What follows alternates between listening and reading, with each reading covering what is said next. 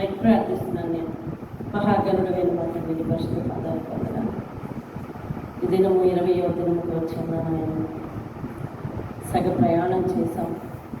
దేవానికి స్తోత్రాలు. ఇప్పటి వరకు మీరు కాచి దాచి మా ఆయుష్ను, ఇలా మా ఆరోగ్యాన్ని, మాకు సంబంధించిన అన్నిటినీ, అందరినీ, కుటుంబ పరిస్థితులను, హృదయ స్థితిగతులను అన్నిటినీ మీరు కాచి దాచి కాపాడబట్టి ఇప్పటి వరకు ప్రయాణం చేయగలిగాం. మాలో ఒకరోజు కూడా విడవకుండా ప్రయాణం చేస్తున్న వారు కొందరు ఉన్నారు. అయా వారి ఆటంకాలను ఛేదించుకొని పడి లేస్తారు అనుసరిస్తున్న వారు ఉన్నారు. మెట్టుకు అందరం కలిసి ఇదిగో ప్రభా ఈ ప్రస్థానానికి వచ్చాం, దీవించండి నాయన. ఇప్పటికే నాయన తండ్రి మీలో ఎన్నో అనుభవాలు నేర్చుకున్నాం. ఇక మీదట నేర్చుకున్న అనుభవాలతో కలిపి రెట్టింపు ఉత్సాహంతో మిగిలిన ప్రయాణం చేయగలుగుటకు మీ సెలవు ఇవ్వని ప్రార్థన చేస్తున్నాను. మీ బలం ఇవ్వని ప్రార్థన చేస్తున్నాను. అయా మీ చిత్తము మాపై ఉంచమని ప్రార్థన చేస్తున్నాను. మీ కుడి చేయి పట్టుకొని మిగిలిన ప్రయాణం నడిపించమని ప్రార్థన చేస్తున్నాను. అలాగే ఈ సంవత్సరం మమ్మల్ని నూతనంగా నువ్వు ప్రేరేపిస్తున్నావు. జీవిత దినములన్నీ కూడా నా పాద సన్నిధిలో కనిపించు అని ఎవరైతే అట్టి తీర్మానం వెంబడి ఆయన ఆలోచిస్తున్నారో, ప్రయాణం చేయాలని అనుకుంటున్నారో, అట్టి వారితో కూడా ప్రత్యేకమైన నీ సన్నిధి తోడుగా ఉంచున్నాను. ఆయన దీవించండి, ఆశీర్వదించండి. ఈరోజు నాయన మీరు ఎలా నడిపిస్తారో బాబు మీ చిత్తం నాయన నడిపించి మహిమ పొందమని యేసయ్య అతి శ్రేష్టమైన నామంలో బ్రతిమాలుకుని వృత్తురాలైనా అల్పురాలైనా నాయనా తండ్రి బలహీనురాలైనా నన్ను నీ సిలువ చాటును మరుగు చేసుకో. నీవే వారితో మాట్లాడి నీ మహిమను దాచకుండా సహాయం అనుగ్రహించండి. యేసు నామంలో అడిగి వేడుకుంటున్నాను తండ్రి, ఆమేన్. దేవుని స్తోత్రం కలుగుతాం. హల్లెలూయా. అలాగే దేవుని మహాకృపను బట్టి ఆయన ప్రతిరోజు హెచ్చరిస్తున్న మాట, నా జీవిత దినములన్నీ కూడా యెహోవా మందిరంలో నేను నివసించుదును అన్న మాట ప్రకారం మరి మీరందరూ కూడా దేవుని సన్నిధిలో ప్రతిరోజు కనిపించేలాగా ఒక అలవాటు చేసుకోండి. కాబట్టి ఇంచుమించు ఇవి ఒక 40 రోజులు, ఒక 10 రోజులు అనుకుందాం, మధ్యలో ఆదివారాలు అలాంటివి.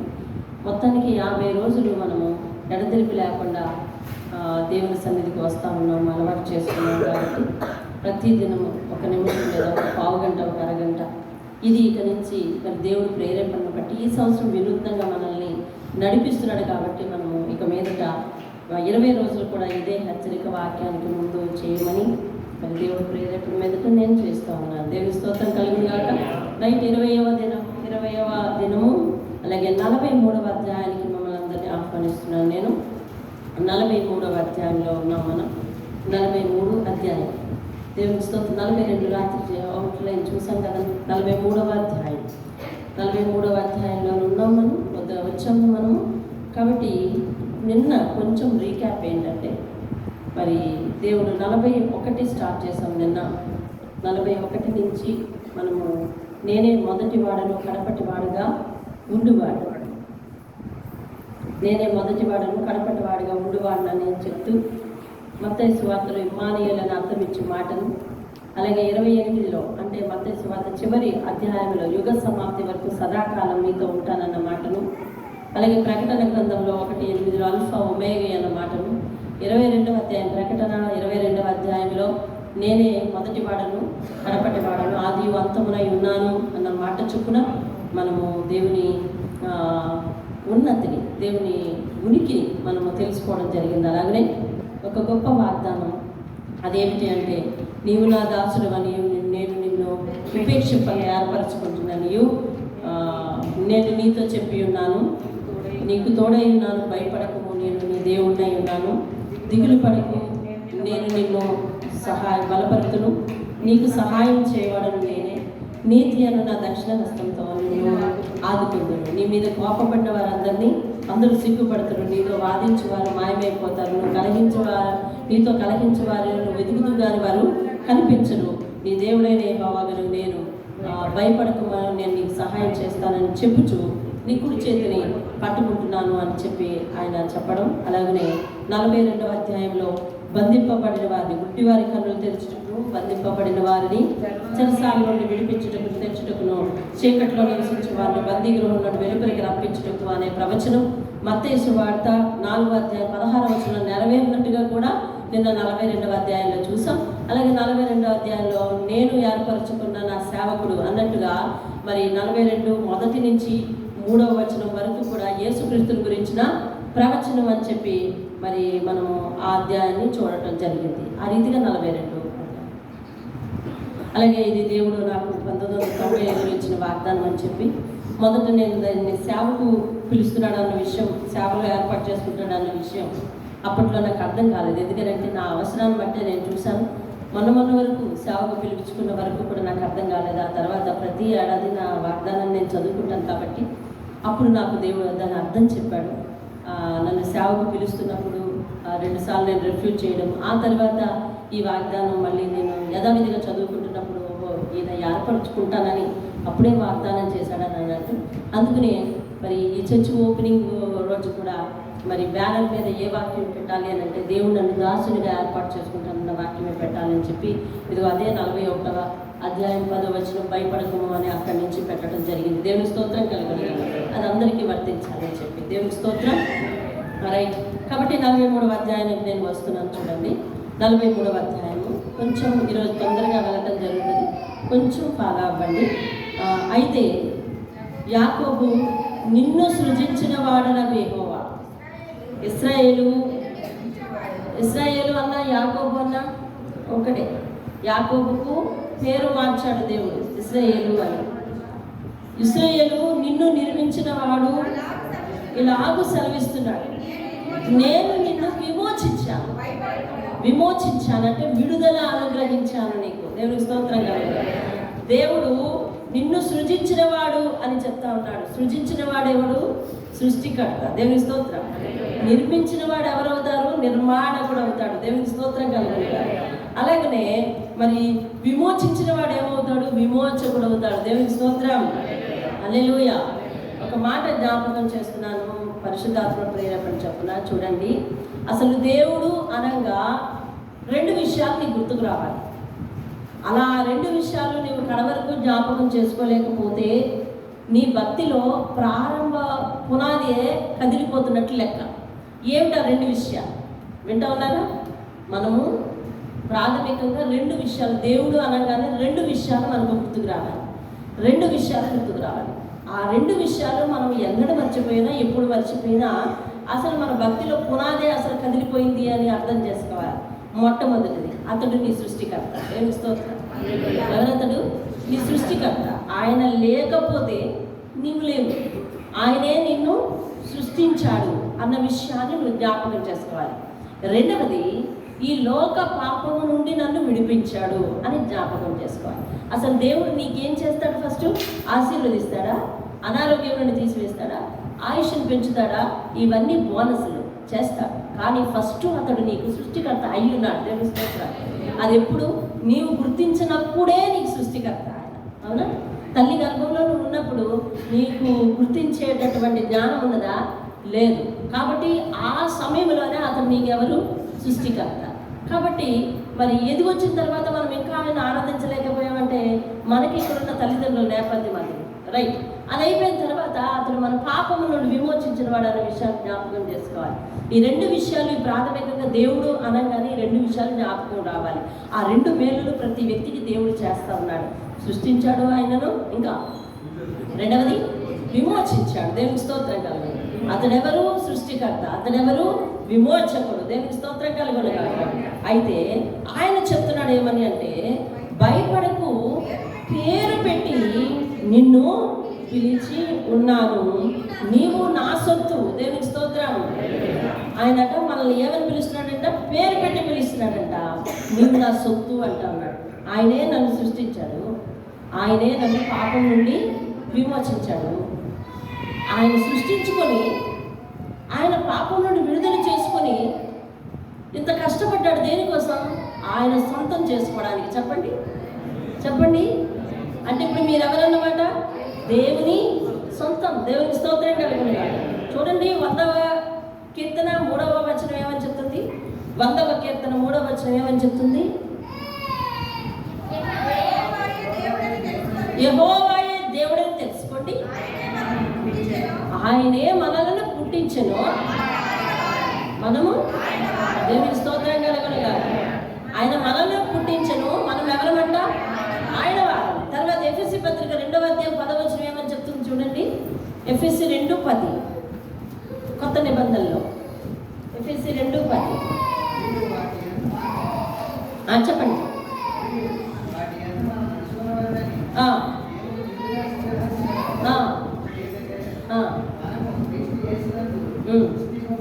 క్రీస్తు యేసునందు సృష్టింపబడిన వారు. దేవుని స్తోత్రం.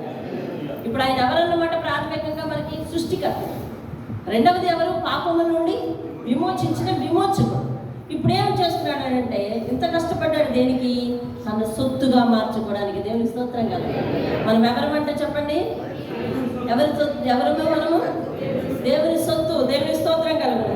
ఇప్పుడు అతడు పేరు పెట్టి మనల్ని పిలిచి ఒక భరోసా ఇస్తున్నాడు చూడండి. 3వ వచనం 2వ వచనంలో, నీవు జలములలో పడి దాటునప్పుడు నేను నీకు తోడై ఉందును, నదులలో పడి వెళ్ళినప్పుడు అవి నీ మీద పొల్లి నీవు అగ్ని మధ్యను నడిచినప్పుడు కాలిపోవు, జ్వాలలు నిన్ను కాల్చవు. దేవుని స్తోత్రం కదా. దేవుని వాగ్దానము, మాట ఇచ్చిన వాడు నీవే కదా, వాగ్దానం చేసిన వాడు నీవే కదా, అసలు నాకు ఎందుకు ఈ కష్టాలు రప్పించాలి అని అనుకోవద్దు. ఎందుకనంటే దేవుని వాగ్దానం స్పష్టంగా ఉంది. ఏమనంటే, జలములలో పడి, చదవండి మీరు, జలములలో పడి దాటునప్పుడు. జలములు అనగా మనల్ని ముంచి వేయడానికి వచ్చే శ్రమలు, కష్టాలు. అందులో నుంచి నువ్వు వెళుతూ ఉన్నప్పుడు, ప్రయాణం చేస్తూ ఉన్నప్పుడు, నేను నీకు చెప్పండి, నేను నీకు పువ్వులు పరిచిన ఎర్ర తివాచీ మీద నీవు నడుస్తున్నప్పుడు నీకు నేను తోడుగా ఉంటాననే వాగ్దానం ఉందండి. ఉందా అక్కడ? లేదు. శ్రమలో దేవుని స్తోత్రం. 91వ కీర్తన 15వ వచనం ఏమని చెప్పింది? శ్రమలో నేను అతనికి. అంటే శ్రమ తథ్యం. ఏ శ్రమ? ఏదైనా శ్రమ. ఒకవేళ అది నీ స్వయంకృత అపరాధం వల్ల తెచ్చుకున్న శ్రమ అయినా, లేదా దేవుడు విశ్వాస పరీక్షకు నీకు ఇచ్చిన శ్రమ అయినా కానీ, అందులో నేను విడిచిపెట్టను అని చెప్తున్నాడు దేవుని స్తోత్రం. పేతురు రాసిన పత్రికలు రాస్తాడు, శోధన నీవు సహించగలిగినంతటి కంటే ఎక్కువ శోధన నీకు పెట్టను, పైగా శోధనలోంచి తప్పించుకుని మార్గం కూడా నేనే ఏర్పాటు చేస్తాను. అయితే ఆ శ్రమలో నువ్వేం చేయాలి? ఆయన స్పర్శను చూడాలి. అంటే ఆయన నాకు తోడుగా ఉన్నాడు కాబట్టి ఈ శ్రమను ఇలా దాటేశాను. ఆయన సహాయం కోరాలి. ఆయన నాతో ఉండి ఆ శ్రమను దాటడానికి ఓపికనివ్వాలని అడగాలి. దాటిన తరువాత సాక్షిగా ఉంటానని చెప్పాలి. ఆ తరువాత సాక్ష్యం నిలబెట్టుకుంటానని చెప్పాలి. ఆ తరువాత ఆయనతోనే ఉంటానని చెప్పాలి. శ్రమలో తోడై ఉన్న దేవునితో నువ్వు చేయవలసిన ఒప్పందాలు అవి. దేవుని స్తోత్రం కదా. అంతేగాని శ్రమే రావద్దు, శ్రమే రావద్దు, శ్రమే రావద్దు అని ప్రార్థన చేయవద్దు. దేవుని వాగ్దానం ఏముందంటే, నీ జీవితంలోకి ఏమైనా శ్రమలు వస్తే అలాంటి జలముల్లోంచి నువ్వు దాటుకుని వెళ్తా ఉంటే నేను నీకు తోడై ఉంటాను. ఇంకా నదులలో నుంచి అనగా చిన్న చిన్న కష్టాలలో నుంచి నువ్వు వెళ్ళవలసి వచ్చినా అని చెప్పండి, అవి నీ మీదకి రావు. ఇంకా అగ్నిలో పడి, అంటే ఇవి మహాశ్రమలు. మొదటివి ఏంటంటే శ్రమలు, రెండోది అంటే చిన్న శ్రమలు. అగ్ని ఏంటంటే మహాశ్రమలు. చూసావా మన జీవితంలో ఇలా వస్తున్నాయా లేవా? వస్తున్నాయా లేవా చెప్పండి. మీకు వచ్చేది ఏంటి? మహాశ్రమ. మహాశ్రమలు వస్తున్నాయి, చిన్న శ్రమలు వస్తున్నాయి, పెద్ద శ్రమలు వస్తున్నాయి. పెద్ద శ్రమలను జలములతో పోల్చాడు, చిన్న శ్రమలను నదులతో పోల్చాడు, మహాశ్రమల్ని అగ్నితో పోల్చాడు. దేవుని స్తోత్రం కలిగి. హల్లెలూయా. కాబట్టి దేవుడు వాగ్దానం ఏంటంటే, నేను మీతో ఉంటాను, అవి మిమ్మల్ని ఏమీ చేయమంటున్నాడు. దేవుని స్తోత్రం కలిగి. మీతో ఉంటాను నేను, అవి మిమ్మల్ని ఏమీ చేయమంటాను. నిర్గమకాండంలో ఇశ్రాయేలీలందరూ కూడా, తీరవసలేదేమి, ఇశ్రాయేలీలందరూ కూడా ఆ సముద్రం ఒడ్డుకు వచ్చి దాటాలి అనే ఆలోచన కలిగి లేదు, చచ్చిపోతామని అనుకున్నారు వాళ్ళు. అప్పుడు దేవుడు ఏం చేశాడు? మహాజలములను అనగా ఆ సముద్రపు నీటిని అంతటిని కూడా ఏక రాశిగా నిలబెట్టేశాడు ఒక పక్క. అంతేనా? అవునండి, రెండు వైపులా ఎలా నిలబెట్టేశాడు? ఆరిన నేల మీద నడిపించాడు వాళ్ళను. ఏమండి, ఆరిన నేల మీద నడిపించాడు. కాబట్టి అదే ఉదంతం మళ్ళా యెహోషువ గ్రంథంలో 3వ అధ్యాయంలో రాసి ఉంటుంది. యెహోషువ 3వ అధ్యాయంలో యెహోషువ మిగిలిన ఈ సైన్యాన్ని మోసే తర్వాత నడిపించేటప్పుడు వాళ్ళు యోర్దాను నది దాటవలసి వస్తుంది. వాగ్దాన దేశానికి ఇంకా దగ్గరగా ఉన్నప్పుడు యోర్దాను నది దాటవలసి వస్తుంది. అది సముద్రం కాదు, నది. మందసాన్ని పట్టుకొని వాళ్ళు నడవలసి వచ్చినప్పుడు యాజకులందరూ ఆ నీళ్ళలో నిలబడినప్పుడు నీళ్ళన్నీ పక్కకు తొలగిపోయి ఒక రాశిగా నిలబడిపోతాయి. వీళ్ళందరూ దాటిపోయిన తర్వాత యాజకుల కాళ్ళు అందులోంచి తీసిన తర్వాత మళ్ళా నీరు మామూలుగా పొర్లిపడదు. దేవుని స్తోత్రం, హల్లెలూయా. అలాగే అగ్నిలో శత్రుఘ్న మేషకు అబేద్నెగోను ఆ దేశపు ప్రజలు పరీక్షించారు.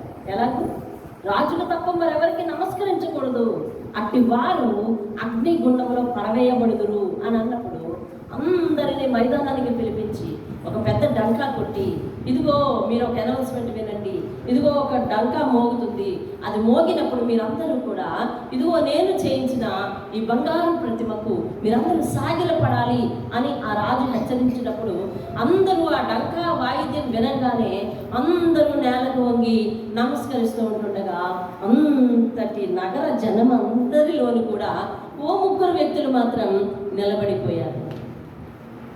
అప్పుడు దానియేలు ఎక్కడున్నాడు? లేడా? ఎక్కడున్నాడు దానియేలు? ఎక్కడున్నాడు? అప్పుడు 4 కదా ఇల్లు. దానియేలు ఎక్కడున్నాడు? రాజు పక్కన ఉన్నాడు, ప్రధానమంత్రి. అప్పటికే ఆయనకి పోస్ట్ వచ్చేసింది.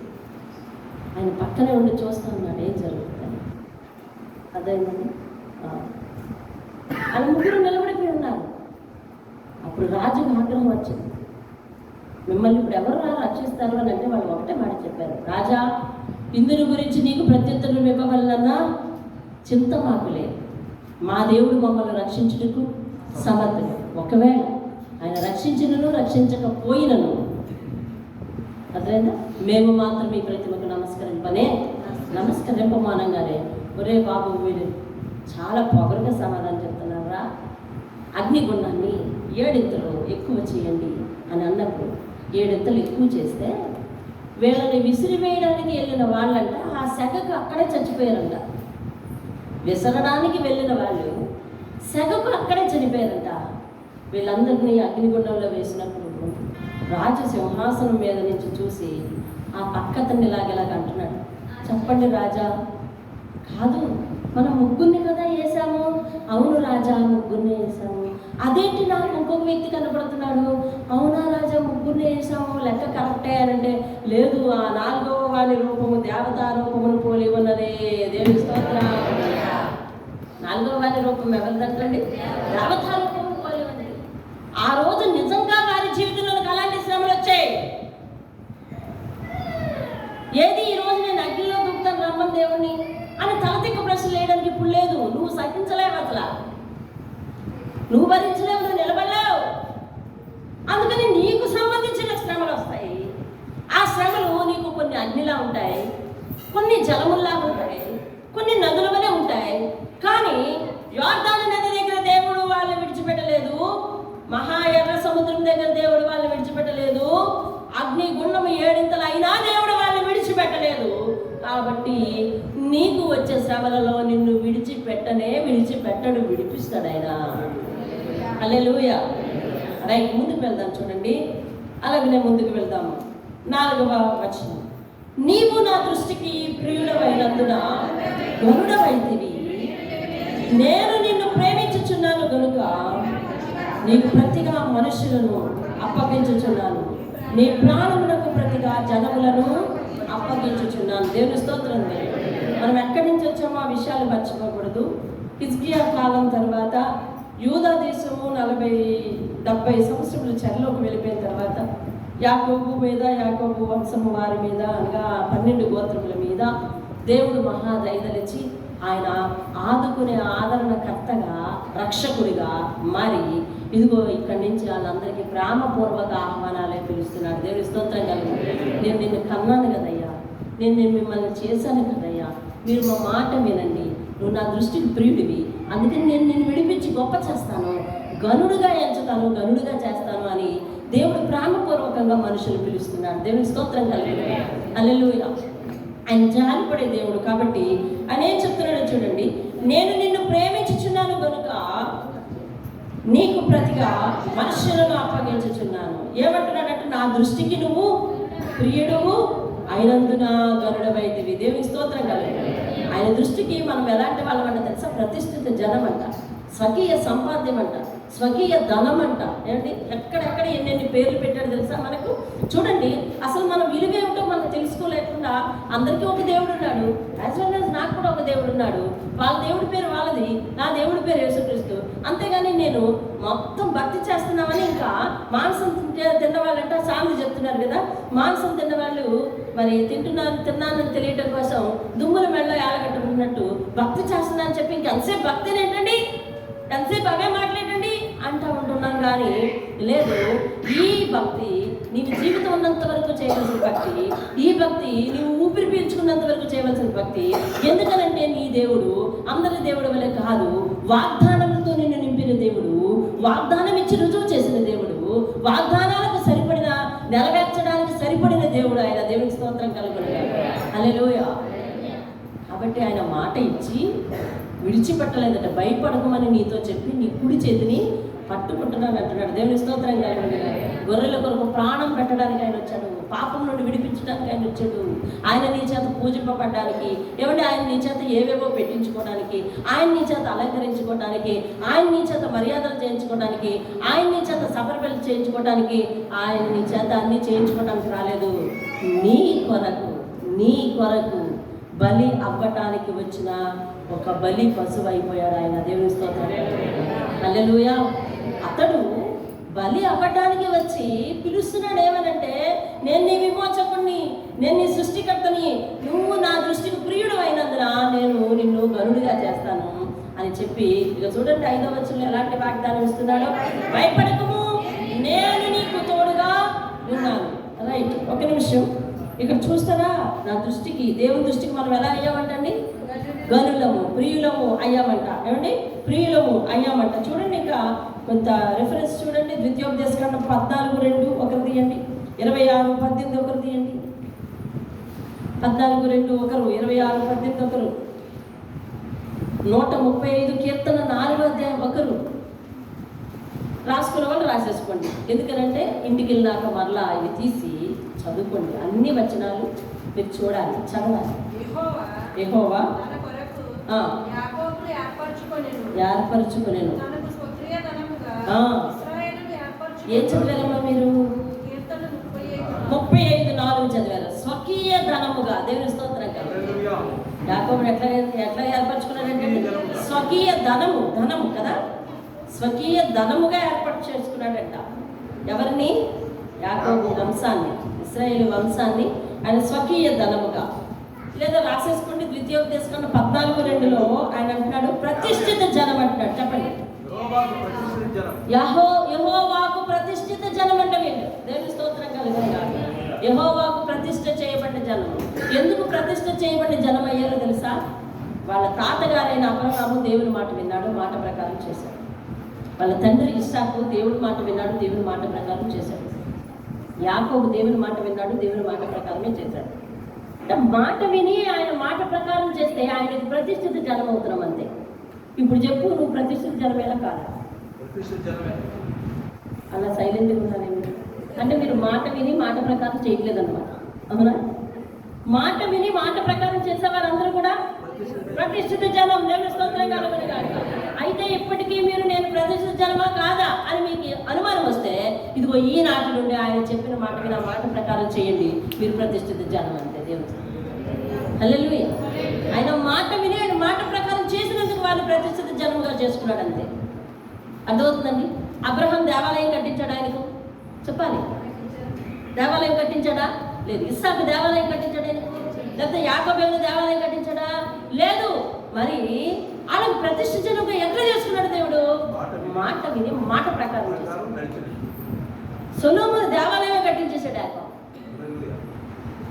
కానీ భ్రష్టుడైపోయాడు. అంటే ఇక్కడ మనస్సు ముఖ్యం, భక్తి చేసేట మనసు దేవునితో ముడిపెట్టకపోతే నువ్వు నిలబడలేవు. అర్థమవుతుంది? ఆశీర్వాదాన్ని పొందుకోలేదు. ఆయన ఏమంటాడు? నా మాట మీద నా మాట ప్రకారం ఉంటూ నువ్వు నాకు ప్రతిష్ఠిత జన్మ అంటే. ప్రతిష్ఠిత జన్మం అననేది దత్తత చేయబడాలి, స్వీకరింపబడిన జన్మ. స్వీకరింపబడిన జనం విషయంలో పూర్తి బాధ్యతలు ఎవరివి? దేవునివి. దేవునికి స్తోత్రం. నీ పూర్తి బాధ్యతలు దేవునివి. నీ పూర్తి బాధ్యతలు దేవునివి. నేను చెప్తున్నాను, నా పూర్తి బాధ్యతలు దేవునివి. దేవునికి స్తోత్రం. నా పూర్తి బాధ్యతలు దేవునివి. ప్రతిష్ఠిత జనం అంటే చూడండి, ఇంకా నువ్వు ద్వితీయోపదేశకాండ 26:18 అంటున్నాడు, స్వకీయ జనం అంటాడు. స్వకీయ జనము. మరియు యెహోవా నీతో చెప్పినట్లు చాలు నీవే తనకు స్వకీయ జనము. మలాకి 3:17 చూడండి. మలాకి 3:17 అనగా పాత నిబంధనలో ఆఖరి గ్రంథం, మత్తయి ముందు గ్రంథం. స్వకీయ సంపాద్యము అంటాడు. మలాకి 3:17.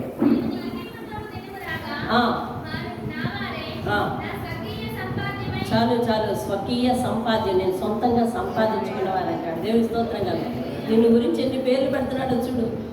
నీవు నా సొత్తు అంటున్నాడు, స్వకీయ జనం అంటున్నాడు, స్వకీయ ధనం అంటున్నాడు, స్వకీయ సంపాద్యం అంటున్నాడు, ప్రతిష్ఠిత జనం అంటున్నాడు. మన ఏమండి? ప్రతిష్ఠిత జనం అంటున్నాడు. ఇంకా చదవనవసరం లేదు, రిఫరెన్స్ అయితే రాసుకోండి. నిర్గమకాండం 5:6 కూడా స్వకీయ సంపాద్యం అని చెప్పాడు. నిర్గమ 5:6 కూడా స్వకీయ సంపాద్యం అని చెప్పాడు. పేతురు 2:9 తన సొత్తైన ప్రజలు అని చెప్పాడు. దేవుని స్తోత్రం కలుగుతుంది. హల్లెలూయా. అయితే నేను ముందుకు వెళ్తున్నాను 5వ అధ్యాయము. మనము ఆయనకు స్వకీయ సంపాద్యము, మనము ఆయనకు స్వకీయ ధనము, మనము ఆయనకు స్వకీయ జనము, మనము ప్రతిష్ఠింపబడిన జనము ఆయనకు, మనము ఆయన సొత్తు కాబట్టి, ఆయన సొంత వారం కాబట్టి మన ప్రతి బాధ్యత ఎవరిది? దేవుంది. చెప్పాలి, ప్రతి బాధ్యత ఎవరిది? దేవుంది. కాబట్టి ఇప్పుడు దేవుడు చెప్తా ఉన్నాడు, నీ ప్రతి బాధ్యత నాదే. భయపడకు. ఆయన భయపడకని చెప్పే మాటలో అంత అర్థం. ఆయన భయపడకు అని చెప్తున్నాడు అని అంటే మాట వరుసకు కాదు ఆయన చెప్పేది. ఆయన వాటికి భయపడవద్దు అని చెప్తున్నాడు అని అంటే అది మామూలు మాట కాదు. ఎలాంటి మాట తెలుసా? ఆజ్ఞ ప్లస్ వాగ్దానము. అర్థమవుతుంది? ఆజ్ఞ అంటే ఏంటి? తప్పనిసరిగా పాటించాల్సింది. వాగ్దానం అంటే ఏంటి? తప్పనిసరిగా నెరవేర్చవలసింది. అర్థమవుతుందండి? భయపడకు అనే పదం ఏంటంట? ఆజ్ఞ ప్లస్ వాగ్దానం అండి. ఆజ్ఞ ప్లస్ వాగ్దానం. నేను ఆజ్ఞ ఇస్తున్నాను, నువ్వు భయపడకు. నా ఆజ్ఞలన్నీ నెరవేరుస్తున్నావు, ఆజ్ఞగా నెరవేర్చింది కూడా. భయపడకు అంతే. దేవునికి స్తోత్రం. భయపడద్దు, ఆజ్ఞగా నెరవేర్చు. అలాగే వాగ్దానంగా నమ్ము. దేవునికి స్తోత్రం. నీ బాధ్యత నాది, నువ్వు నాకు స్వకీయ సంపాద్యం. బైబిల్లో భయపడకు అనే పదం మనం ఎక్కడ చదివినా 2 విషయాలు జ్ఞాపకం చేసుకోవాలి. ఏంటది? అది ఆజ్ఞ ప్లస్ వాగ్దానం. దేవునికి స్తోత్రం. గుర్తుంటుందా? ఆజ్ఞ ప్లస్ వాగ్దానం. దేవుని వాగ్దానాలు వేరే ఉన్నాయి బైబిల్లో, ఆజ్ఞలు వేరే ఉన్నాయి కదా. అవును కదా? ఆజ్ఞలు వేరే ఉన్నాయి, వాగ్దానాలు వేరే ఉన్నాయి. ఆజ్ఞలు అనుసరిస్తే ఆశీర్వాదాలు వస్తాయి. అవి తప్పక నెరవేరుస్తాను అన్నది ఏమిటి? వాగ్దానం. వాగ్దానం అంటే ఏంటి? తప్పక నేను నెరవేరుస్తానని మాట ఇవ్వటం. ఏమండి? కానీ భయపడుకో అనే ఒక మాట మాత్రం ఆజ్ఞ ప్లస్ వాగ్దానం అంటే. దేవునికి స్తోత్రం. హల్లెలూయా. ఆజ్ఞ ప్లస్ వాగ్దానం. వినండి, ఆయన భయపడకని ఏం చెప్తున్నాడు? భయపడకు, నేను నీకు తోడై ఉన్నాను. తూర్పు నుండి నీ సంతానమును తెప్పించదను, పడమటి నుండి నిన్ను సమకూర్చి రప్పించదను, అప్పగింపుమని ఉత్తర దిక్కులకు ఆజ్ఞ ఇచ్చదను, బిగపట్ట వద్దని దక్షిణ దిక్కుకు ఆజ్ఞ ఇచ్చేదను. దేవుని స్తోత్రం కలుగునుగా. ఎందుకనంటే వారు హిజ్కియా కాలంలో చెరలోనికి పోయి చల్లా చెదరైపోయారు. అవునా? అర్థమైందండి? హిజ్కియా కాలంలో చెరలోకి పోయి అర్థమైందంటే వారు బానిసలుగా వాళ్ళని తీసుకెళ్ళిపోయారు. అందరినీ ఒకే దగ్గర పెట్టి మేపుతారు అనుకుంటున్నారా? లేదు కదా. అందరినీ ఒకే దగ్గర పెట్టి ఒక భోజనశాలలో పెట్టి భోజనాలు పెడతారు వాళ్ళకి? లేదు. ఎవరెవరు ఏ వాళ్ళకి ఎక్కడెక్కడ తీసుకెళ్ళి దేవుడు వాగ్దానం ఇస్తున్నాడు, భయపడు, నీ జనాలందరినీ నేను సమకూరుస్తాను. దేవుని స్తోత్రం. నేను ఎక్కడ ఉన్నా నీ దగ్గరికి తీసుకొచ్చి పెడతానని చెప్తున్నాను. తూర్పు నుండి నీ సంతానాన్ని రప్పిస్తాను, పడమట నుండి నిన్ను సమకూర్చాను, అప్పగింపు మరి ఉత్తర దిక్కులకు ఏ దిక్కులో వారు ఉన్నా నీ దగ్గరకు రావాలి. దేవుని స్తోత్రం కదా. అనగా నీ సంతానం చెక్కు చెదరదు అని దేవుడు వాగ్దానం చేస్తున్నాడు. నీ సంతానం చెక్కు చెదరదు, నీ సంతానం క్షేమంగా ఉంటుంది, నీ వంశం చెక్కు చెదరదు, నీ వంశం క్షేమంగా ఉంటుంది అని దేవుడు వాగ్దానం చేస్తున్నాడు. దేవుని స్తోత్రం కలుగుతుంది. హల్లెలూయా. ఆయన వాగ్దానం ఇచ్చు దేవుడు, వాగ్దానాన్ని నెరవేర్చే దేవుడు. దేవునికి స్తోత్రం కలుగును గాక. హల్లెలూయా.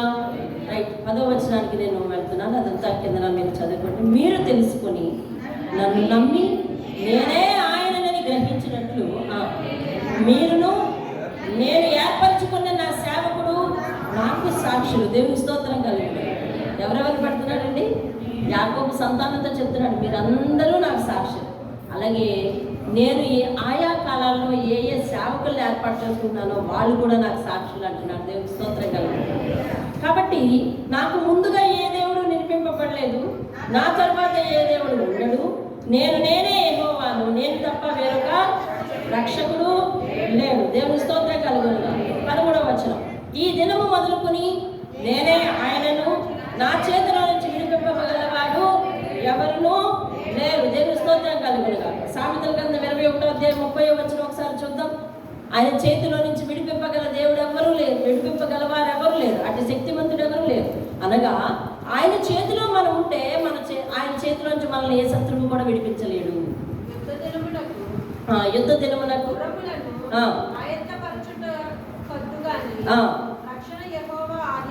రక్షణ ఎవరిదండి? యెహోవా ఆధీనం. దేవుని స్తోత్రం కలుగుగా. నేను మీకు భయపడకమని చెబుతూ ఏం చేస్తున్నానంటే తన చేతుల్లో, ఆయన చేతుల్లో పెట్టుకుంటానంట. మనల్ని నా చేతిలోంచి మిమ్మల్ని ఎవరు విడిపించలేరు అంటే అర్థం ఏంటి? నేను బంధించి ఉంచుతాను అంటలేదు, నేను అంతటి భద్రత ఇస్తాను. ఏ అపవాది మిమ్మల్ని నా చేతిలో నుంచి తీసుకుని వెళ్ళలేదు. దేవుని స్తోత్రం కలిగి. ఏ అపవాది నేను వేసిన కంచెను చెరపలేదు అని అర్థం. 5వ అధ్యాయంలో చెప్తా ఉన్నాడు యెషయా 5వ అధ్యాయంలో, నేను అది ఏంటండి ఆ కారు ద్రాక్షలు కాసిన ఆ ద్రాక్ష తోటకు కంచెను తీసివేశాడంట, గోడను తీసివేశాడు. అంటే అర్థం ఏంటి? ఇప్పుడు ఎవరైనా వచ్చి వేయొచ్చు కదా. ఇక్కడ ఏమంటున్నాడు? నా చేతిలో నుంచి ఎవ్వరు మిమ్మల్ని విడిపించలేదు అంటే అర్థం ఏంటి? అది మనకి బంధించి ఉంచినట్టు అర్థం చేసుకోకూడదు. మన చేతిలో, ఆయన చేతిలో మనం ఉంటుండగా ఏ దుష్టుడు మన కంచెను తీయలేడు. హల్లెలూయా. ఏ దుష్టుడు కూడా కంచెను తీయలేడు. ఆయన ఇచ్చిన భరోసా అదండి. ఈ దినము మొదలుకొని నేనే ఆయనను, నా చేతిలో నుంచి విడిపించగల దేవుడు ఎవరును లేడు. దేవుని స్తోత్రం కలుగునుగా. నేను కార్యము చేయగా త్రిప్పివేయవాడు ఎవరును లేడు. నేను కార్యము చేయగా తిప్పివేయవాడు ఎవరు లేరు. మీకు గుర్తుందా? సంఖ్యాకాండంలో బిలాం అనే ప్రవక్తను ఇశ్రాయేలీయులను శపించడానికి ఏమండి బాలాకు అనే రాజు తీసుకెళ్ళి వెళ్తాడు. బాలాకు అనే రాజు, మీకు తెలియకపోయినా పర్వాలేదు, ప్రత్యేకంగా వినండి. బాలాకు అనే ఒక రాజు ఉన్నాడు. అతనికి మీదకు ఇశ్రాయేలీయులు యుద్ధానికి వస్తూ ఉంటే వాడు ఎంత తెలివైనడో చూడండి. ఇశ్రాయేలీయుల ప్రవక్తనే వచ్చి, అయ్యా వీళ్ళు నా కష్టమాట నా మీదకి యుద్ధానికి వస్తున్నారు కాబట్టి వీళ్ళు ఒక్కసారి శపించి పడేస్తే వదిలిపోద్దని చెప్పేసేసి ఆ బిలాముని బతిమాలకి తీసుకెళ్ళడానికి వస్తారు. వస్తే బిలాము ప్రార్థన చేసి, నేను దేవుని దగ్గర విచారణ చేసి మీతో రావద్దా, నేను మీకు చెప్తాను అంటాడు.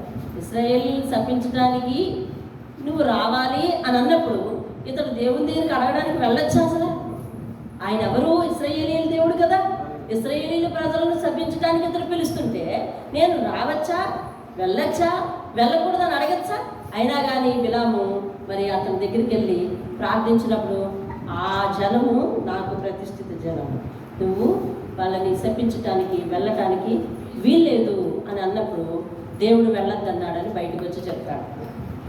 ఆయన అంటాడు, నేను చాలా డబ్బు ఇస్తాను నీకు, అయినా కానీ నువ్వు రా అని అంటే మళ్ళీ లోపలికి వెళ్ళి మళ్ళీ దేవుడిని పరిశోధిస్తుంటే ఇక దేవుడు వీడి సంగతి ఎక్కడ చెప్పాలో అక్కడ చెప్పాలని, అయితే వెళ్ళు అన్నాడు. అంతే, అయితే వెళ్ళు అని చెప్పాడు. దారిలో ఎవరు మాట్లాడారు? గాడిద మాట్లాడారు. అంటే దేవుని మాట వినకపోతే మనుషులకు ఏమండి నోరు లేని పశువుల చేతనో, నోరు లేని ప్రకృతి చేతనో బుద్ధి వచ్చేటట్టు దేవుడు చేస్తాడు. ఆయా కథలు విని గాడిద మాట్లాడిందండి, గాడిదికి నోరిచ్చాడండి దేవుడు అని వాపోవద్దు నువ్వు. దేవుడు తలుచుకుంటే దేవుడు నీకు బుద్ధి చెప్పించాలని అంటే ఏమండి నోరు లేని వాటిని ఉపయోగిస్తాడు. అది అర్థం అర్థమవుతుందండి. గాడిద చెత్త తెప్పించాడు ఏమండి. నా యజమాని నీకు ఎప్పుడైనా నేను వ్యతిరేకంగా ఉన్నానా?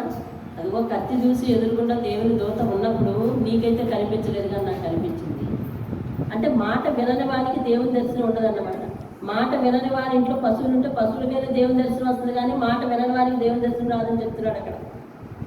కథలు మనం వినేసి కథలో జీవించిపోయి అక్కడే ఉండద్దు.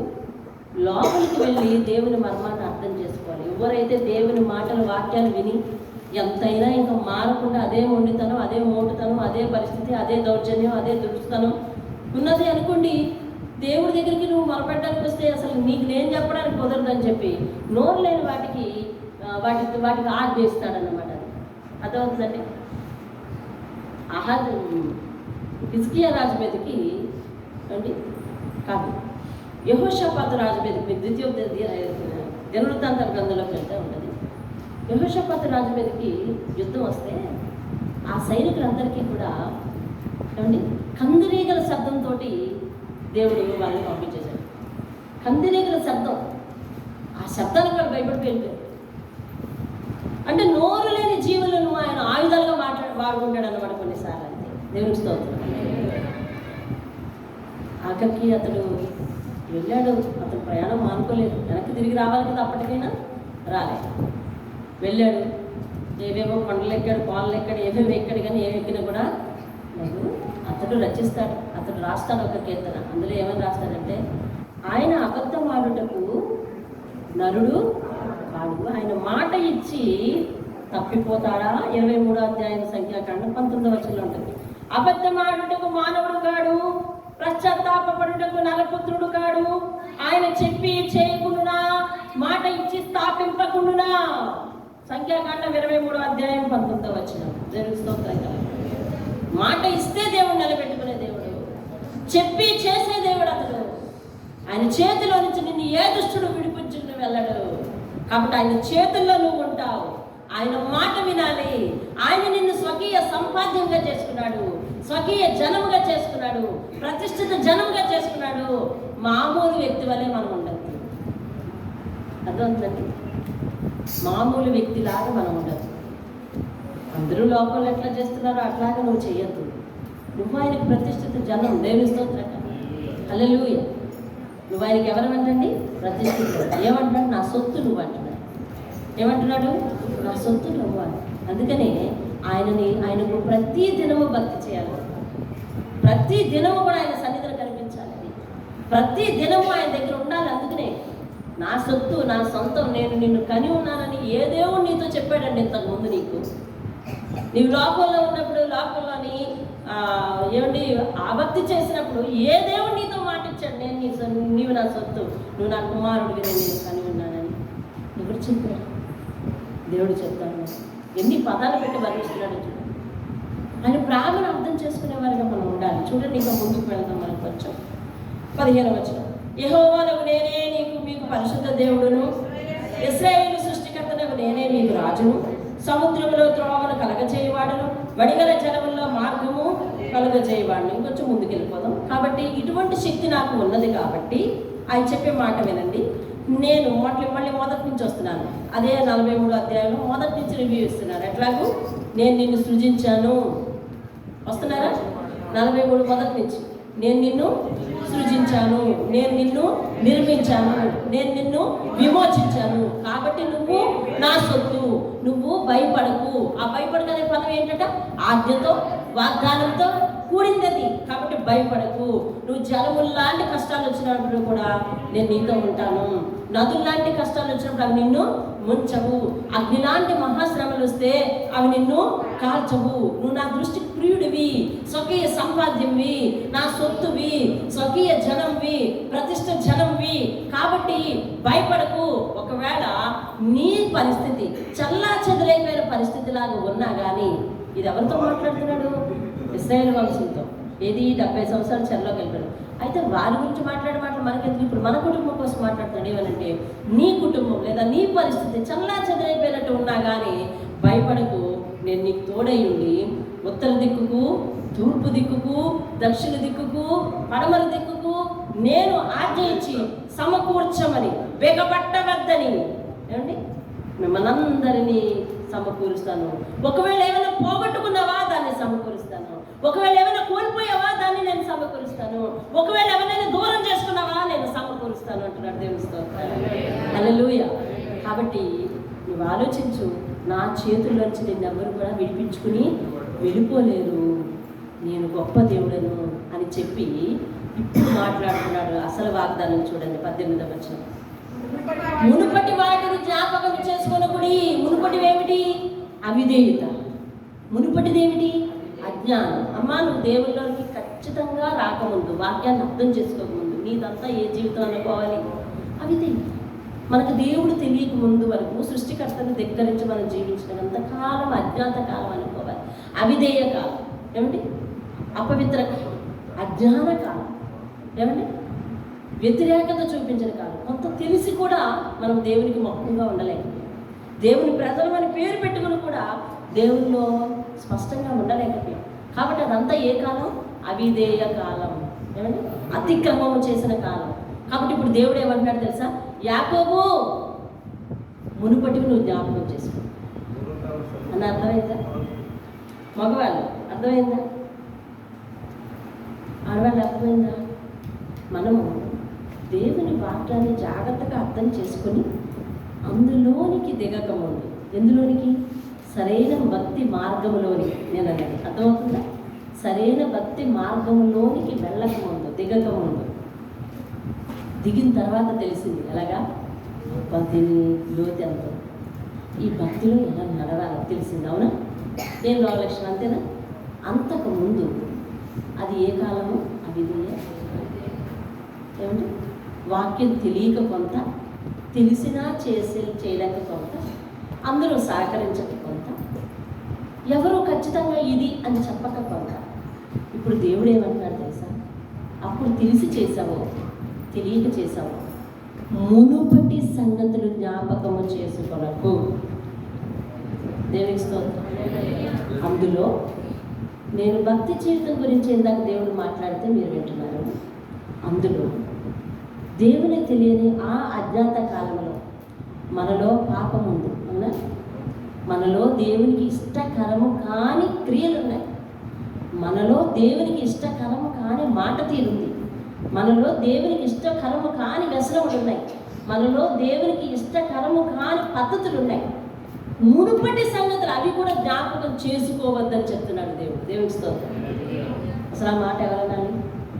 అయ్యా, నీ దగ్గరకు వచ్చాను, నా ముందు సంగతులన్నీ జ్ఞాపకం చేసుకోవద్దయ్యా అని ఎవరు ప్రాధేయపడాలి? ఎవరు ప్రాధేయపడాలి? దేవుడిని మనం ప్రాధేయపడాలి. ఇంతకుముందు దేవుడు క్రియకు తగిన శిక్ష ఇచ్చాడట. అవునా? 39వ అధ్యాయం వరకు ఆయన ద్వారానే అదే కదా. ఇప్పుడు దేవుడు ప్రేమమయుడిగా, ఆదరణకర్తగా, మనకు తోడుగా ఉండటానికి మన దగ్గరకు వచ్చిన ఈ కృపాకాలం గురించి మనం చదువుతున్నాం. దేవుని మత్తయి సువార్త నుంచి ఏం మొదలైంది? రక్షకుడు మన మధ్యకు వచ్చి జీవించిన కాలం మొదలైంది. 40వ అధ్యాయం నుంచి ఆదరణకర్త మన మధ్యకు వచ్చి జీవించిన కాలం మొదలైంది. కాబట్టి ఇప్పుడు రక్షణ మనకు చేరువుగా వచ్చింది. ఇప్పుడు దేవుడు ఏమంటున్నాడు తెలుసా? నేను నీకు రక్షణ ఇవ్వడానికి వచ్చాను, నేను నిన్ను సృష్టించాను, నిర్మించాను, నిన్ను నా సొత్తుగా చేసుకున్నాను, స్వకీయ సంపాద్యం మీరు. నేను నీ పరిస్థితి ఎలాంటిదైనా, ఎంత చెదిరిపోయిందైనా, ముక్కలైపోయిందైనా నేను అతుకుతాను, సమకూరుస్తాను. 4 దిక్కులకు ఆజ్ఞ ఇచ్చి నిన్ను నేను నా చేతుల్లో పెట్టుకుంటాను. మునుపటి సంగతులు ఏమైనా ఉంటే ఎవరంటున్నారండి ఆ మాట? కానీ మనం మర్చిపోవట్లేదు మునుపటి సంగతులు. అదేంటండి, అంతో కొంత ఏదో పాత అలవాటు చిన్నది ఉందనుకోండి, ఆయనేమంటున్నాడంటే, నాయన మునుపటి సంగతిని మర్చిపో. ఇప్పుడు నాకు నీకున్న సంబంధాన్ని చెప్తున్నాను కదా, నా దగ్గర జాగ్రత్తగా నా చేతుల్లో నువ్వు ఉండి అని దేవుడు మాట్లాడుతుంటే, అలాంటి వాగ్దానం ఇచ్చిన దేవుని దగ్గరికి వచ్చి అలా మునుపడిది మాత్రం ఎంత ఉండిపోయింది, ఎంత అలవాటు ఉండిపోయింది. అది కోసం కుటుంబాల్లో గొడవలు, అది కోసం కుటుంబాల్లో చింత, అది కోసం కుటుంబాల్లో కొట్లాట, మనశ్శాంతి లేకపోవటం. నీకు మనశ్శాంతి లేదు, అలాగే మనశ్శాంతి లేదు. ఏదో చిన్నది ఉండిపోయింది అలవాటు. ఆయనేమో జ్ఞాపకం చేసుకోవద్దు, నీ క్రియలకు నేను తగిన శిక్షణ ఇవ్వను, నేను వాగ్దానం చేసి తీసుకొచ్చుకున్నాను మిమ్మల్ని, మునుపటి సంగతిని జ్ఞాపకం చేసుకోవద్దు అని అంటే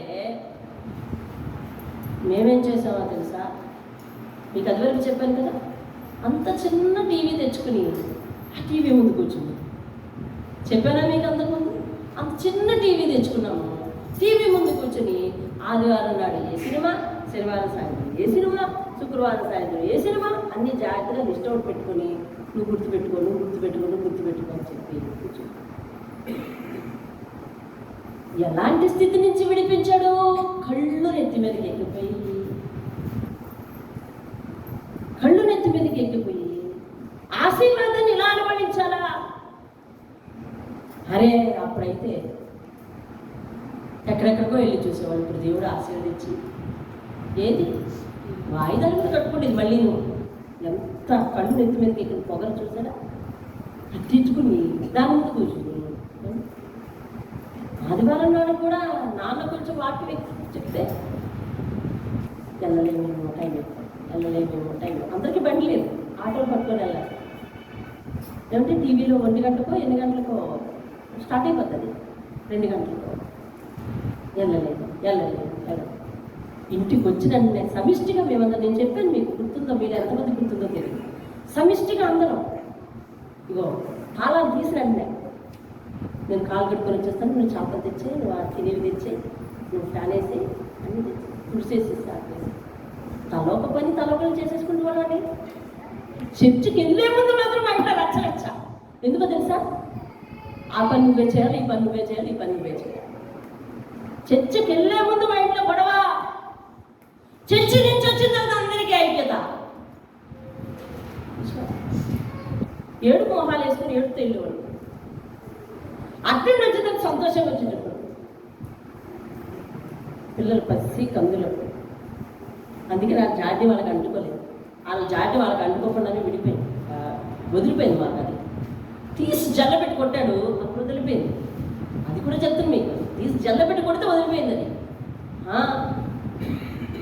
జ్ఞాపకం చేసుకోవద్దు, నేను మీకు ఇలాంటి కంచెలు వేశానని ఆయన చెప్తా ఉంటే కొంచెం ఉండిపోయిందని ఆ పాత అలవాటు ఏదైతే ఉందో ఏమంటే అంతా మానేసామంట, ఆ కొంచెం ఏదో ఉండిపోయింది. అర్థమైందండి? ఒకేసారి ఎలా మానేయగలదు? నువ్వు మాత్రం చెప్పు కృష్ణ, ఒకేసారి ఎలా మానేయగలదు? అందుకని ఈ చిన్నదే అంటారు. ఎవరు మోతాదుకు వాళ్ళది, ఎవరు చెప్పుకునేది వాళ్ళది, అంతే. నీకేదో అలవాటు నీది, నాకేదో అలవాటు నాది. దేవుడు ఏమంటాడంటే మునుపటి సంగతులు జ్ఞాపకం చేసుకోవద్దు అంటే పూర్తిగా వదిలే, అన్నింటినీ నేను జ్ఞాపకం చేసుకోను అని చెప్పి ఏమంటాడు చూడు, పూర్వకాలపు సంగతులను తలంచుకోకండి, ఇంకా పాపాన్ని తెచ్చుకోకండి ఇక్కడికి. ఇదిగో నేను ఒక నూతన క్రియ చేయించున్నాను. ఎవరి విషయంలో? పూర్తిగా వదిలిపెట్టేసిన వారి విషయంలో. అది కిటికీ దగ్గర ఉండదు నాయన, అది గమ్ముకుని విదిలించుకుంటుంది కాయలం. నేను ఒక నూతన క్రియ చేస్తాను.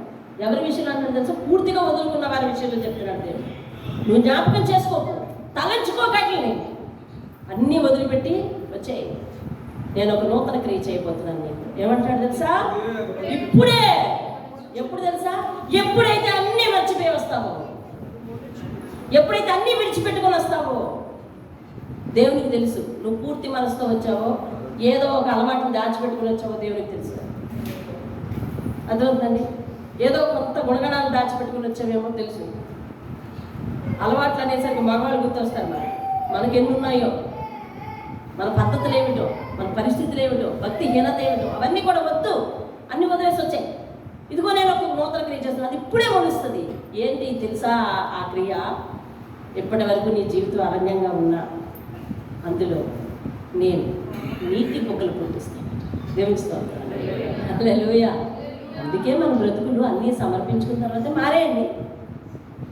ఇంకా సమర్పించుకుంటే ఇంకా మారుతాయి. అది అర్థమైందండి?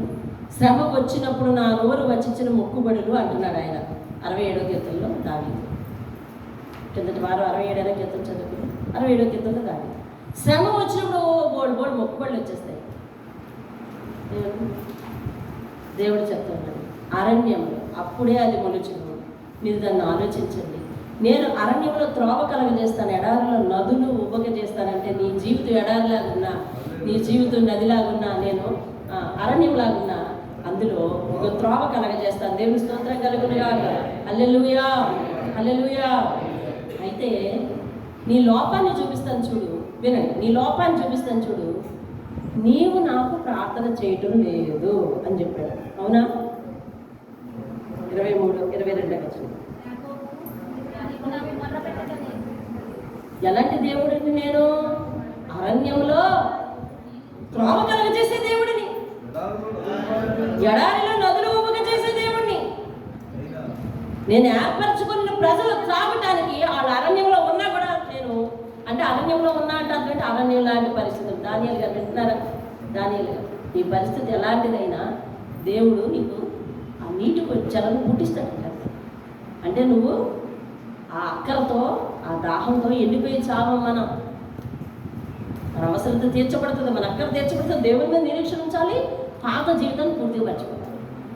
అప్పుడు నేను నూతన క్రియ చేసి అరణ్యం లాంటి నీ జీవితంలో, ఎడారి లాంటి నీ జీవితంలో నేను ఇలాంటి క్రియ చేస్తాను. అయితే యాకోబు నువ్వు ప్రార్థిస్తున్నావా అని అడుగుతున్నాడు. ఈ ప్రశ్న ఎవరికి? నాకు. అయితే యాకోబు నువ్వు ప్రార్థించట్లేదు కదా, చూడు ఎలా మాట్లాడుతున్నాడో చూడండి. యాకోబు విసుగొస్తుందా? ప్రార్థించడానికి విసుగొస్తుందా? ఈ ప్రశ్నకు సమాధానం అందరూ మనసులో చెప్పాలి. ప్రార్థించట్లేదు సరిగా కదా నువ్వు? ఏమి నా శక్తి నీకు తెలియక ప్రార్థించట్లేదా? ఆశీర్వాదం ఎక్కువై ప్రార్థించట్లేదా? మొత్తం మునుపటి సంగతులు అన్నీ మర్చిపోమన్నాను కదా, అట్లా మర్చిపోలేక ప్రార్థించట్లేదా? చూడండి, దేవుడు అడుగుతున్నాడు. మర్చిపోలేక ప్రార్థించట్లేదా? మునుపటి సంగతులు అన్నీ జ్ఞాపకం చేసుకోవద్దన్నాము. మునుపటి పాపం ఇంకా నాలో ఉంటే నేనేం చేయగలను? ప్రార్థన చేయలేను కదా, అందుకు ప్రార్థించట్లేదా? లేకపోతే నాకు శక్తి లేదని ప్రార్థించట్లేదా? నా మీద నమ్మకం లేదని ప్రార్థించట్లేదా? ప్రార్థన చేయడానికి ఎందుకలా విసిగిపోతున్నావు అని అడుగుతున్నాను. ఈ దినం ఈ వాక్యాన్ని బట్టి ఎవరి జీవితంలోనైనా ప్రార్థన చేయడానికి విసుగు ఉంటే గనక దేవుని చిత్తము లేకుండా ఏ వాక్యం మనకు వినిపింపబడదు. కాబట్టి విసుగక ప్రార్థన చేసేవారుగా నువ్వు మారిపోవాలి. ఎవరో ఆ నువ్వు అర్థమవుతుందండి.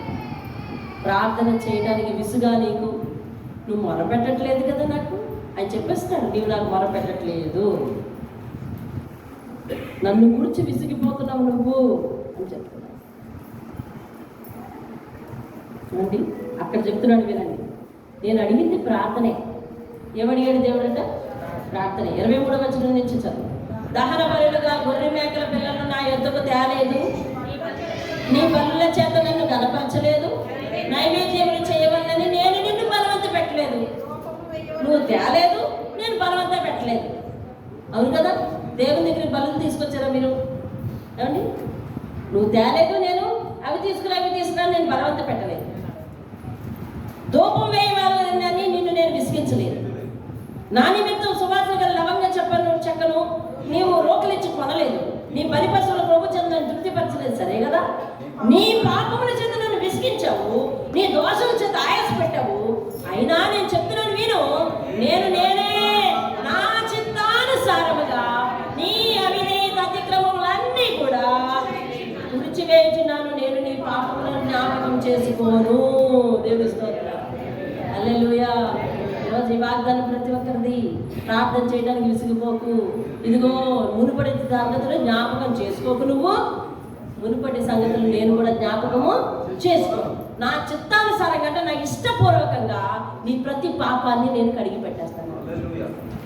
హల్లెలూయా. కీర్తనలు 50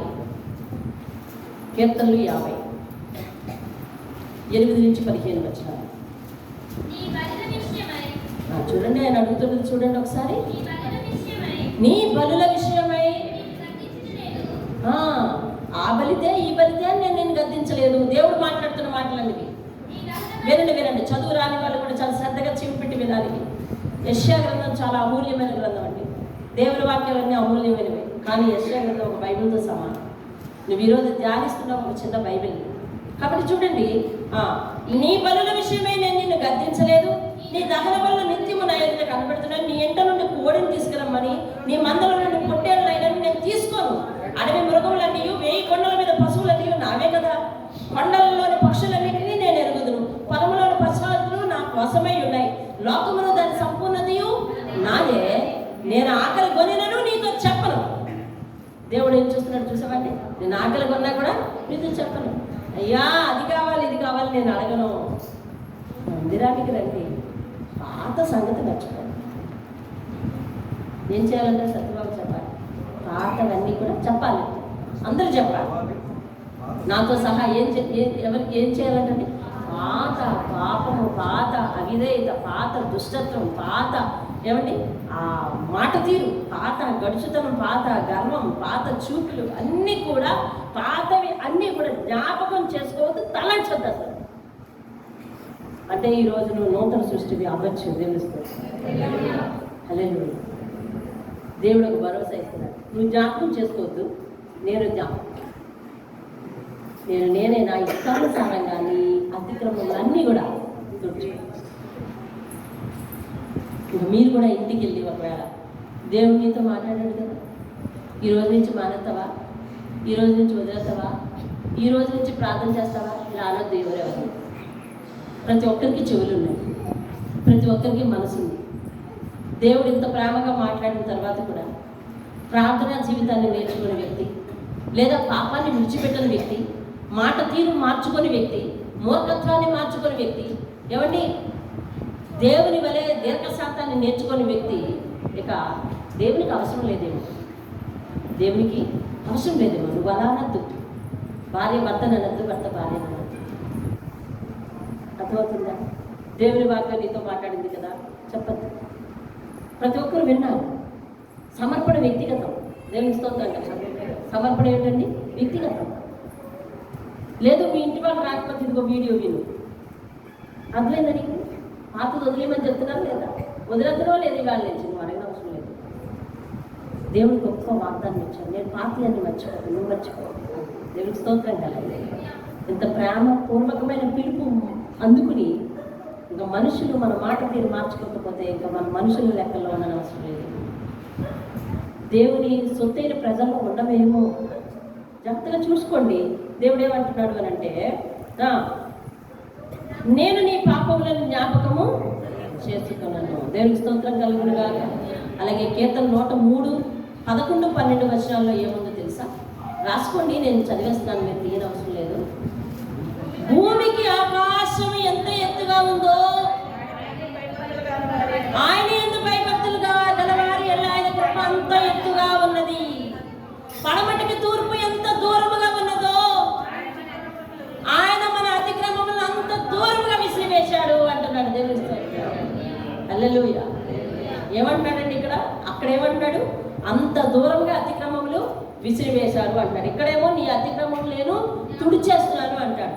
రాబోయే వచనాల్లో మనం చదువుతాము, నీ అతిక్రమములన్నీ కూడా నా వీపు వెనుకకు పారేస్తాడు అంటాడు. దేవునికి స్తోత్రం కలిగి. హల్లెలూయా. కాబట్టి నేను ఇంకొంచెం ఫాస్ట్గా వెళ్ళిపోతున్నాను, సమయం అయిపోయింది. 26వ వచనం. ఇంకా హెబ్రీయులు 10:15 కూడా అదే రెఫరెన్స్ ఉందండి. దేవుడు మన పాపాలను తుడిచివేస్తున్నట్టుగా. అలాగే హెబ్రీయులకు 10:17. తర్వాత 26వ వచనం.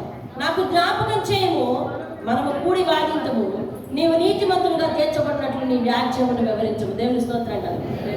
మీలో ఎవరైనా అయ్యా ఇది అంటున్నాడు, ఏది ఒకసారి ఏమన్నా జ్ఞాపకం తెచ్చుకుంటే కనుక నాకు జ్ఞాపకం చేయి అంటే ఏంటంటే, కొన్నిసార్లు మనం ఏమనుకుంటామంటే, మునుపటి సంగతులు అంటే దేవుని దగ్గరికి రాకముందు సంగతులు వదిలేమన్నాడు కదా అని అనుకుని, అయ్యా నేను రొట్టె ద్రాక్షరసం తీసుకుంటూ కూడా మొన్నటి వరకు ఆ చిన్న పాపం చేశాను, లేదా ఆ చిన్న అలవాటుని కలిగి ఉన్నాను, ఇది తీసేస్తావా అని వాదించవచ్చు.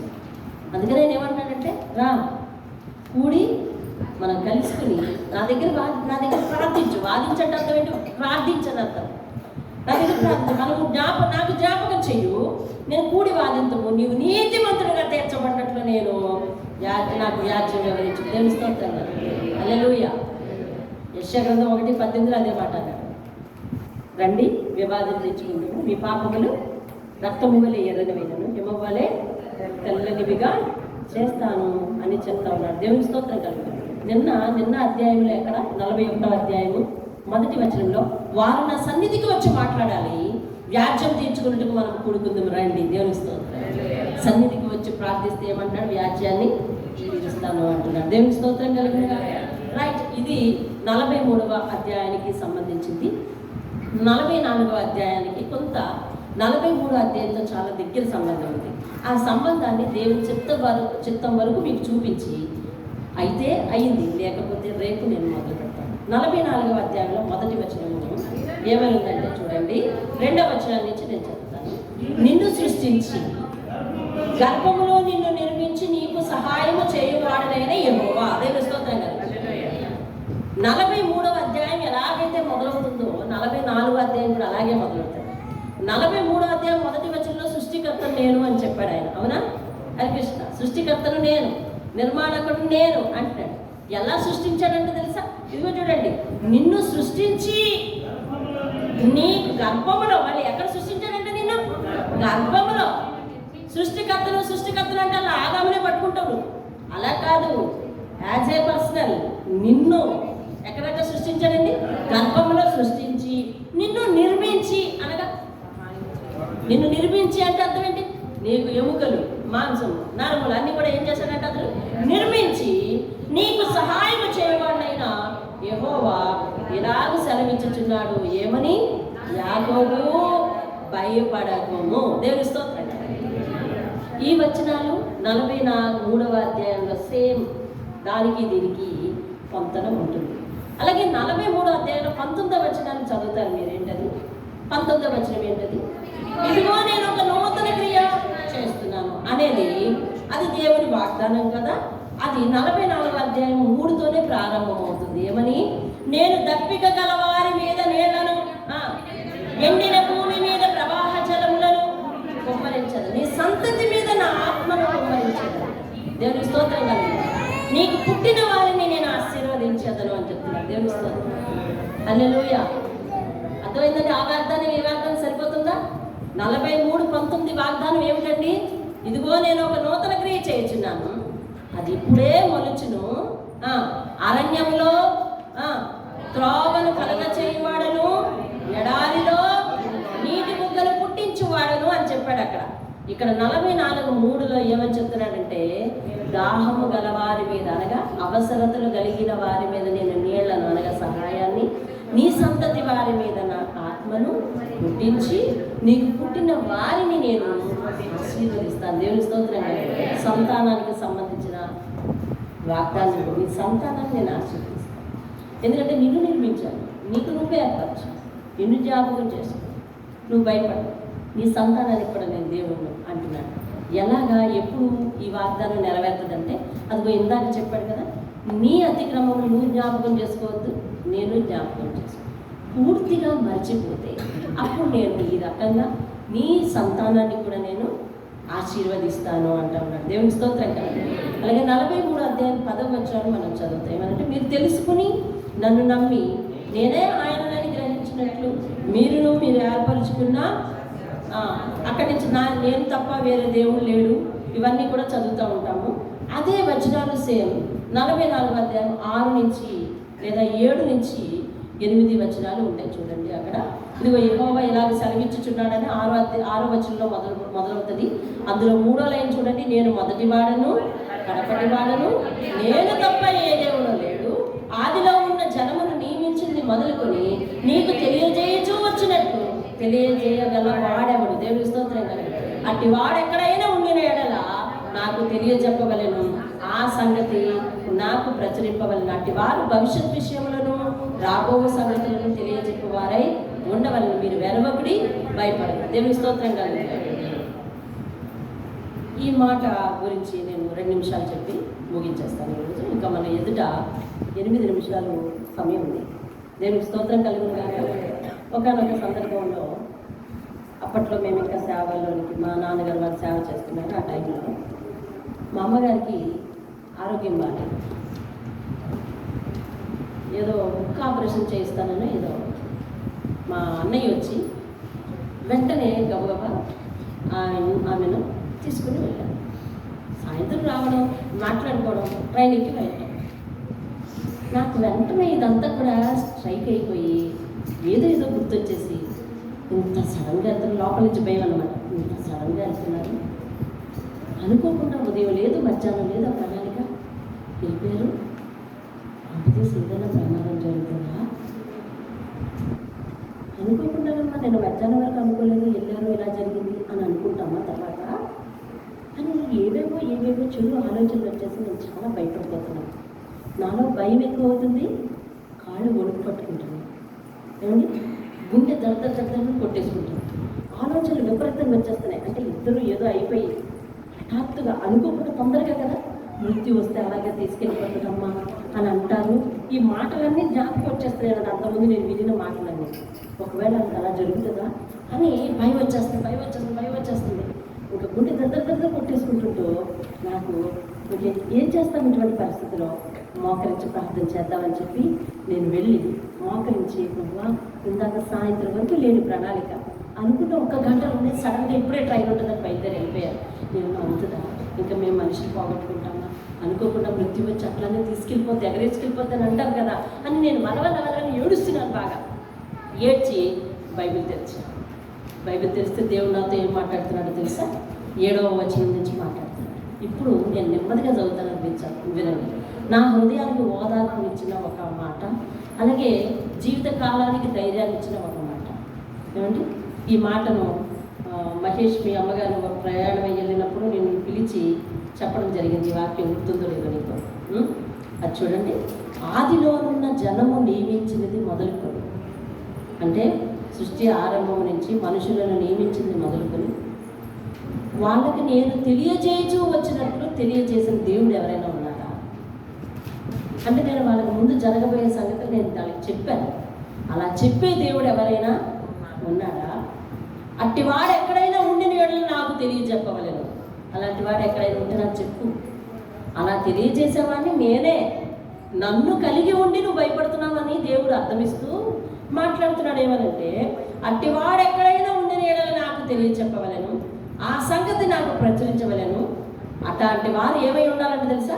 భవిష్యత్తు విషయములను, రాబో సంగతులను తెలియజెప్పవాడై ఉండాలి. అటువంటి వారు ఎవరు లేరు. మీరు వెరవకుడి, భయపడి, పూర్వకాలం నుండి నేను ఆ సంగతి వినిపించి నీకు తెలియచేయలేదా? మీరే నాకు సాక్షులు. నేను తప్ప వేరొక దేవుడు ఉన్నాడా? నేను తప్ప ఆశ్రయదుర్గం ఏది లేదు, ఉన్నట్టు నేను ఎరుగను. దేవుని స్తోత్రం.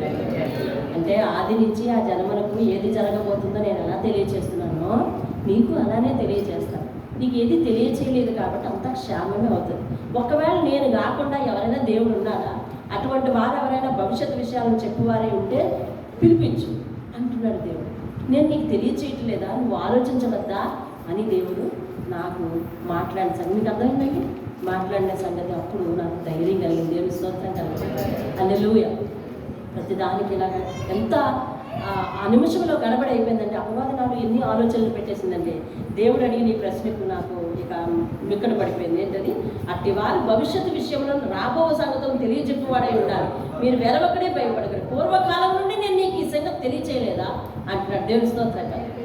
నా జీవితంలో మొట్టమొదట నేను దేవుని అంగీకరించినప్పుడు 1 వారం రోజుల తర్వాత నా జీవితంలో ఏం జరగబోతుందో, మా గృహంలో ఏం జరగబోతుందో, లేకపోతే మాకు సంబంధించిన విషయంలో ఏం జరగబోతుందో పాపినైనా నాకు, ఆయన ప్రశ్నించిన నాకు, ఆయన దూషించిన నాకే దేవుడు తెలియజేశాడు. దేవుని స్తోత్రం కలిగి. హల్లెలూయా. అందుకని దేవుడు నాతో ఈ మాట మాట్లాడుతున్నాడు. దేవుడు ఎవరితో మాట్లాడితే వాళ్ళకే బాగా అర్థమవుతుందండి. ఈ మాట మాట్లాడుతున్నాడు. ఏమనంటే, పూర్వము నుండి నేను నీకు ఆ సంగతి వినిపించలేదా? అంటే 1 వారం రోజులు మా జీవితంలో జరగబోయేది దేవుడు తప్పించి నాకు తెలియజేశాడు. ఆ రోజు ఇప్పుడు ఎందుకు భయపడుతున్నావు అని నాకు ప్రశ్నించాడు అన్నమాట. దేవుని స్తోత్రం. హల్లెలూయా. నాకు చాలా పెద్ద సాక్ష్యం. అప్పుడప్పుడు ఇంత మీకు చెప్తా ఉన్నాను. అర్థమవుతుందండి.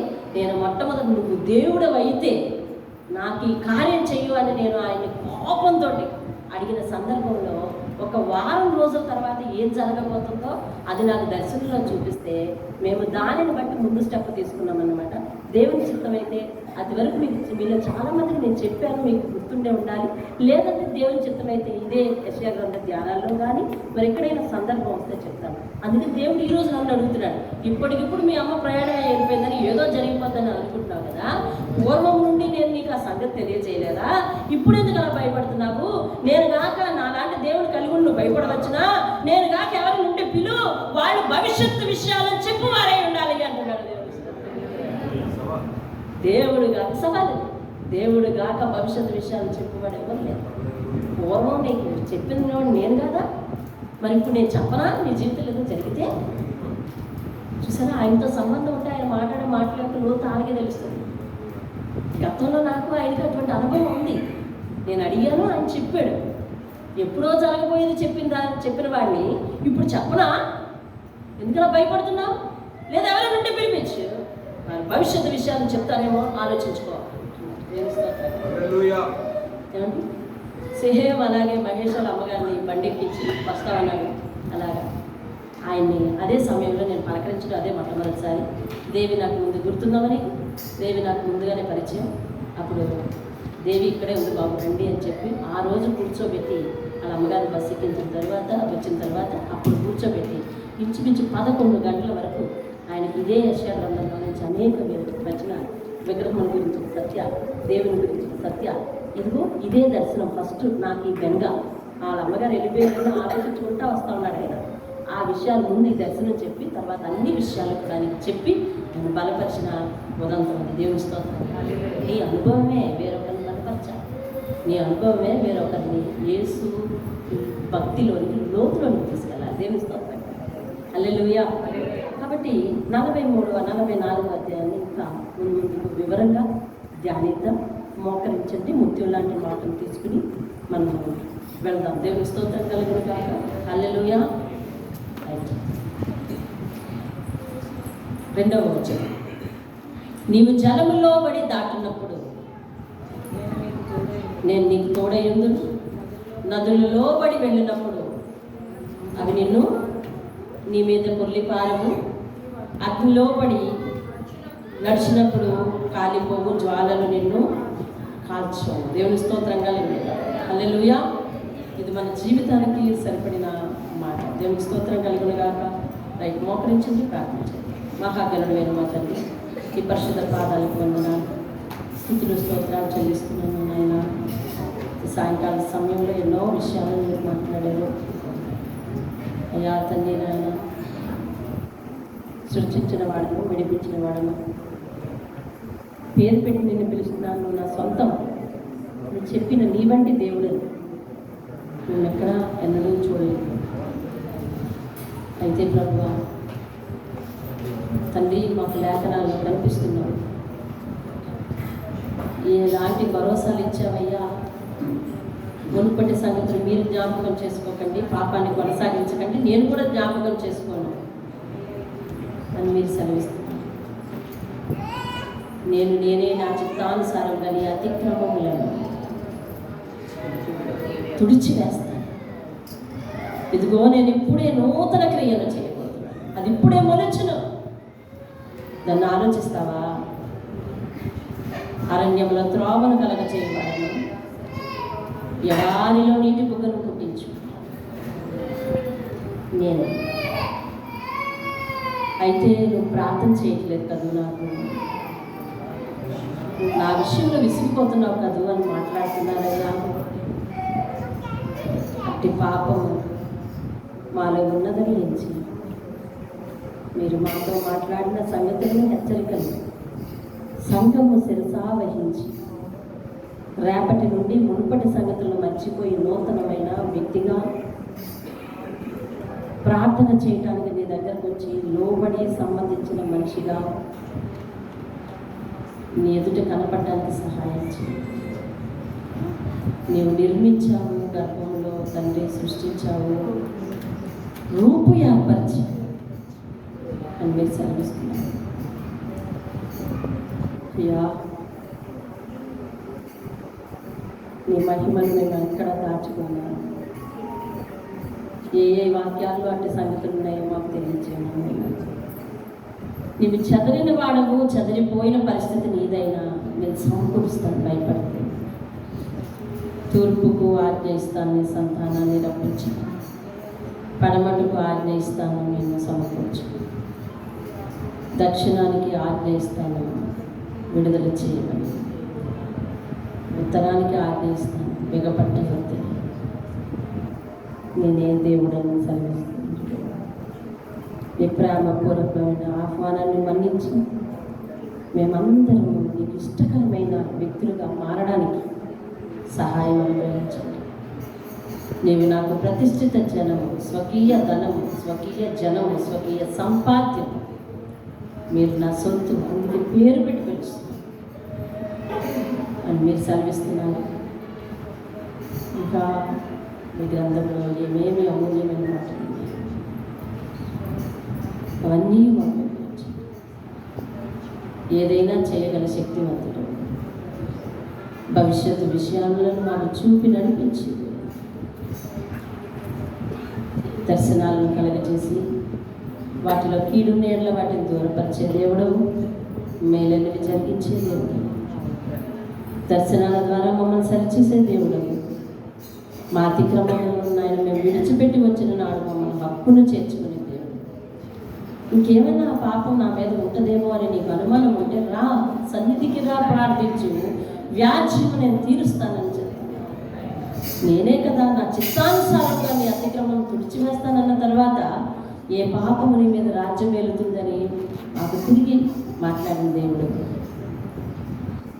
ఇంత గొప్ప దేవుడు నాయన మేము నిర్లక్ష్యం చేసి అదిగో ఆ పాత వ్యక్తుల వలె మేము ఇంకా ఉన్నాయి కదా అయ్యా తండ్రి, ఈ మాటలు మమ్మల్ని మార్చకపోతే దయచేసి అటు వారు ఈ రాత్రి ఆలోచించి సంపూర్ణంగా మునుపటి సంగతులను విడిచిపెట్టి నీలో సంతోష సమాధానాలతో ముందుకు నడవడానికి సహాయం చేయండి.